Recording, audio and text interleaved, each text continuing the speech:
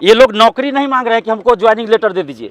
ये लोग सिर्फ इतना मांग रहे हैं सीटेट जुलाई वाले कि आप फॉर्म भरने का इनको एक मौका दीजिए। चूँकि ये बहाली बीपीएससी से हो रही है और बीपीएससी की परीक्षा होगी, उस परीक्षा में जो मार्क्स लाएंगे उसके आधार पे, उस मार्क्स के आधार पे मेरिट बनना है, न कि सीटेट के मार्क्स पे या फिर बीएड डीएलएड के मार्क्स पे।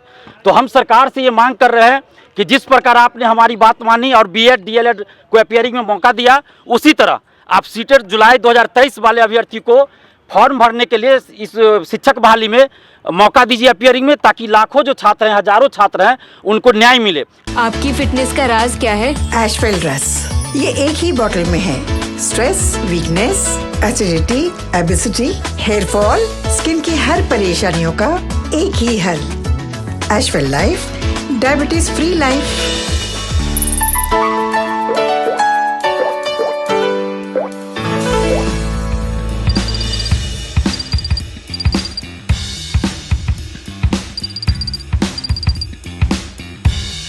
हमारी भी मांग है इन शिक्षक अभ्यर्थियों के समर्थन में कि सीटेट जुलाई 2023 अपीयरिंग वाले को इस शिक्षक बहाली बीपीएससी में फॉर्म भरने का मौका दिया जाए। ये लोग नौकरी नहीं मांग रहे हैं कि हमको ज्वाइनिंग लेटर दे दीजिए। ये लोग सिर्फ इतना मांग रहे हैं सीटेट जुलाई वाले कि आप फॉर्म भरने का इनको एक मौका दीजिए। चूँकि ये बहाली बीपीएससी से हो रही है और बीपीएससी की परीक्षा होगी, उस परीक्षा में जो मार्क्स लाएंगे उसके आधार पे, उस मार्क्स के आधार पे मेरिट बनना है, न कि सीटेट के मार्क्स पे या फिर बीएड डीएलएड के मार्क्स पे।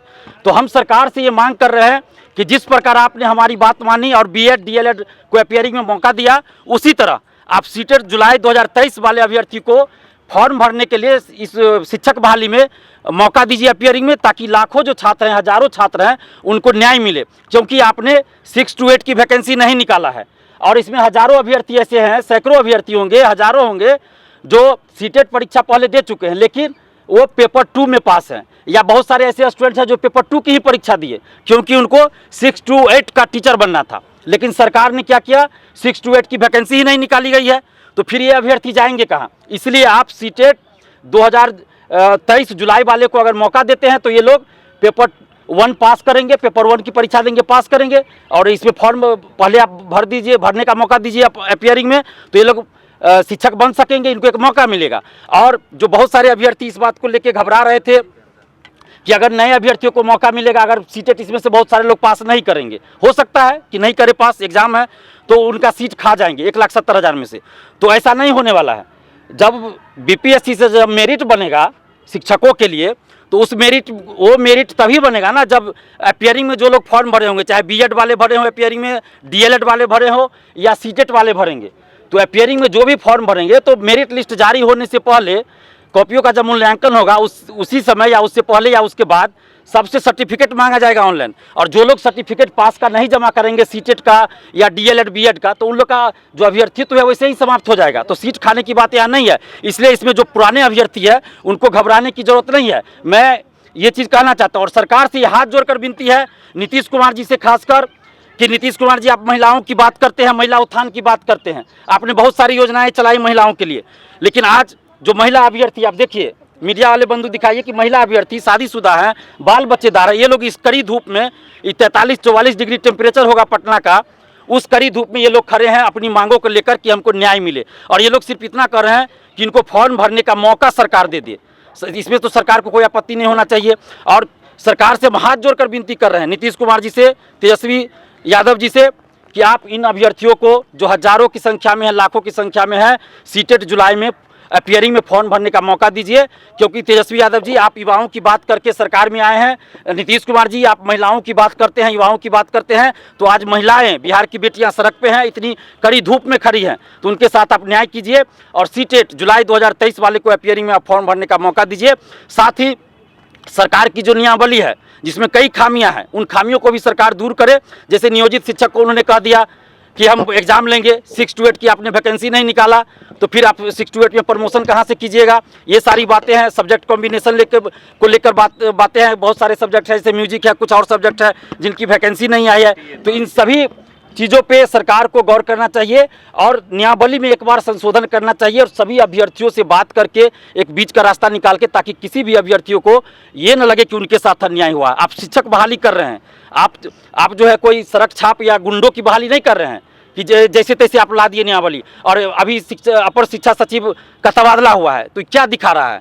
या तो वो शिक्षा सचिव सही से काम नहीं कर रहे थे, या सही से काम कर रहे थे तो आपने हटा दिया, दो ही बात होगी। तो इस तरह से कैसे चलेगा व्यवस्था? आप नियमावली में संशोधन कीजिए, जो जरूरी है, जो सकारात्मक हो सकता है उसको संशोधन कीजिए, और शिक्षक अभ्यर्थियों के साथ आप न्याय कीजिए। ये सरकार से हम हाथ जोड़कर विनती कर रहे हैं, हमें आंदोलन पे मजबूर मत कीजिए। इस कड़ी धूप में किसी को शौक नहीं होता है कि बाहर निकले, और हम आज घर से आए इन अभ्यर्थियों के लिए। ये अभ्यर्थी धूप में 44 डिग्री टेम्परेचर में खड़े हैं अपने हक और अधिकार के लिए, कि सरकार सुने इनकी बात को, सरकार सुने। हम उनसे आग्रह कर रहे हैं, अगर सरकार नहीं सुनती है तो इन अभ्यर्थियों के पास आंदोलन के सिवा कोई रास्ता नहीं रहेगा। हम आंदोलन करना नहीं चाहते, हमें आंदोलन का कोई शौक नहीं है। सरकार से हम हाथ जोड़कर विनती कर रहे हैं कि आप इन लोगों की बातों को मान लीजिए, और सीटेट जुलाई 2023 वाले को अपीयरिंग में फॉर्म भरने का मौका दीजिए। साथ ही 6 to 8 की वैकेंसी आपने क्यों नहीं निकाला, क्या इसमें है नहीं है स्पष्ट कीजिए। सब्जेक्ट कॉम्बिनेशन को लेकर आप स्पष्ट दिशा निर्देश दीजिए। बहुत सारी चीज़ें हैं, जैसे EWS का सर्टिफिकेट को लेकर मेरे पास फोन आ रहा है, उस पर आप स्पष्ट कीजिए क्या चल रहा है, नहीं चल रहा है, सब्जेक्ट कॉम्बिनेशन।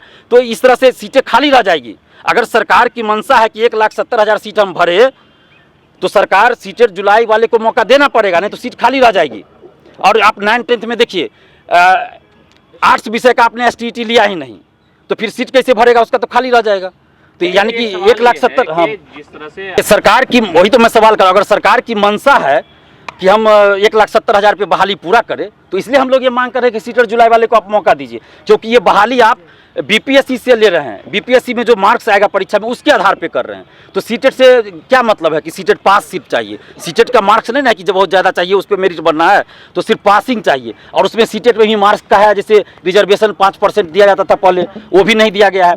और दूसरा सवाल था कि कोर्ट जाइएगा, तो हम लोग कोर्ट नहीं जाएंगे। हम लोग लोकतांत्रिक तरीके से सरकार से मांग कर रहे हैं। अगर सरकार नहीं सुनेगी तो हम लोग लोकतांत्रिक ढंग से सड़क पे आंदोलन करने पे भी विचार करेंगे। अभी हम लोग हाथ जोड़कर विनती कर रहे हैं, सचिवालय जाकर विनती कर रहे हैं रोज। अगर सरकार नहीं सुनती है तो फिर हम लोग सड़क पे उतरने के लिए मजबूर हो जाएंगे। चलिए, थैंक यू।